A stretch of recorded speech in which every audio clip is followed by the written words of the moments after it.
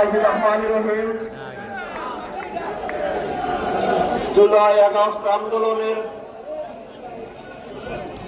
বীর চট্টলার প্রথম শহীদ ওয়াসিম আকরাম সহ সকল শহীদদের স্মরণে আজকের এই ছাত্র সমাবেশে সভাপতিত্ব করছেন বাংলাদেশ জাতীয়তাবাদী ছাত্রদল চট্টগ্রাম মহানগর সংগ্রামী আহ্বায়ক সাইফুল আলম। আজকের এই সমাবেশে প্রধান অতিথি হিসেবে উপস্থিত আছেন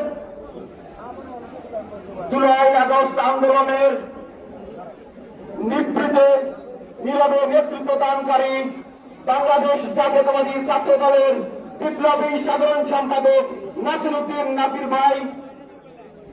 আজকের এই সমাবেশে উপস্থিত বিশেষ অতিথি হিসেবে উপস্থিত আছেন বীর চট্টলার কৃতি সন্তান বাংলাদেশ জাতীয়তাবাদী ছাত্র দল কেন্দ্রীয় সংসদের বিপ্লবী সিনিয়র সহসভাপতি আবু আফজাল মোহাম্মদ ইয়াহিয়া ভাই সহ বাংলাদেশ জাতীয়তাবাদী ছাত্র দল কেন্দ্রীয় সংসদের নেতৃবৃন্দ, চট্টগ্রাম মহানগর নেতৃবৃন্দ, চট্টগ্রাম দক্ষিণ জেলা, চট্টগ্রাম উত্তর জেলা, চট্টগ্রাম বিশ্ববিদ্যালয়, খাগড়াছড়ি জেলা, বান্দরবান জেলা, রাঙ্গামাটি জেলা, কক্সবাজার জেলা সহ অন্যান্য জেলা থেকে আগত ছাত্র দলের নেতৃবৃন্দ সবাইকে আমার সালাম, আসসালামু আলাইকুম।